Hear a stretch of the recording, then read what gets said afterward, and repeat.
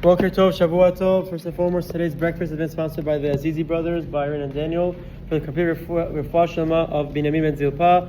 Elnar Fanalo, today as a procedure, we ask everyone please make brachot for his Refuah Segulit. If you can learn something extra today or say some Tehillim in his honor, it would be much appreciated. B'ezrat Hashem, you should see a complete Refuah Segulit. Continuing now in the Halachot of Pikuach Nefesh on Shabbat, we're discussing the laws of life-threatening cases on Shabbat. Now the halacha, interestingly enough, discusses what about someone that was life-threatening, chole shaya mesukan, ve'utav matzavo, but he got better, he recovered, Baruch Hashem, over the duration of Shabbat.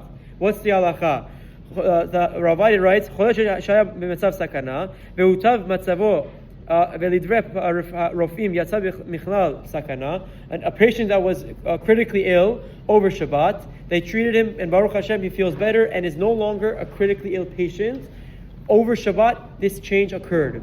The doctors no longer are concerned for his life. The halacha says, "Afav piken tzarich lamshich letapel bo b'Shabbat kedin chole shesh bo sakana."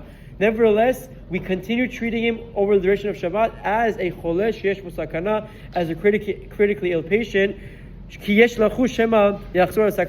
it's still early on and we're concerned that chas v'shalom, if we stop treating him and stop giving him the medications and the things that he needs, God forbid it can take a turn for the worse and can become critically ill once again. That's an important halakha. Just because they're better momentarily doesn't mean we stop treating them altogether. Now this is another halakha that is commonly discussed. Refuah Segulit, Hilchot Shabbat Begina.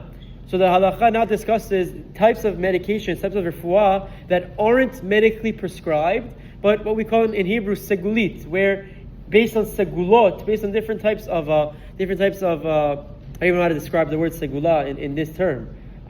Based on different types of different minhagim and different types that they try to bring in Kabbalah and try to bring other types of tradition to help heal the patient. Is this allowed to be administered on Shabbat or not? This is a huge machloket rishonim, and there's a lot of literature written on it. We'll try to read it quickly and make a clear summary of the Rabbi Chaim's opinion. Refuah she'ena tiv'it ela segulit. First and foremost, how to define this type of medication? It's not natural, meaning doctors and whatever it's called, the DSM, the diagnostic manual, whoever prescribes it, doesn't prescribe this medication ever. It's not a natural medication. Ela segulit. There's a big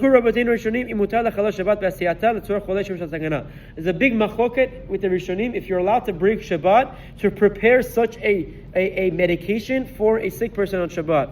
Yesh hasorim she'en la'avor al historei Torah ela b'shvil refuah tiv'it hamekubelet al dat harufim. Some say that we only break Shabbat for medications that are prescribed, that doctors in our generation or every generation use as a regular method to help treat that patient. Aval refuah segulit ena doche shum isur Torah. This camp of Rishonim say, but this type of refuah doesn't put aside any type of Yisur Torah. You can't break Shabbat to use this type of medication. V'yesh sovrim shegam al refuah segulit zuchim et Shabbat v'samchu al divrehem kama mirabotenu achronim lakel lemaaseh b'refuah segulit. And the other camp says, no, even for refuah segulit, you can rely and break Shabbat, even though scientifically, medically, we don't prescribe it ever. It's a more Jewish, it's a different outlook, that it's not usually taken by science whatsoever. And la halacha, Ovadia writes, but according to this camp, shenivdeka ve'etzlicha al pi hanisayon. Even according to this camp that permits you to use this non-science, non-medical medication, it's only if they tried this method once and it worked. It can't be let's think of something new on Shabbat and administer it. That's the halacha. Ovadia says if you want to rely on this approach of using Refuah Segulit, you have what to rely on. Rabbi Chaim, when we learned this with him, took the other stance. He understood Ravadi's opinion, but he didn't like Refuah Segulit. At the end of the day, Shabbat is Shabbat, and Baruch Hashem, we have high-level science and medication in our generation. He said on Shabbat, don't break Shabbat if it's not proven and tested that works. he didn't love this approach to be lenient. So that's Rabbi Chaim's opinion. But he agreed with Ovadia that if you tell a goy to do it, it would be 100% mutar. There's no problem to ask a goy to do Refuah Segulit on Shabbat. Also, if it's only rabbinic prohibitions involved when preparing this refuah, it's also permitted to be, you can be lenient. That's a quick synopsis of Refuah Segulit, non-natural medications that non-medical medications that one could turn to on Shabbat. Everything's for the Refuah Shalma of Binyamin Tzilpa. Chazak u'baruch.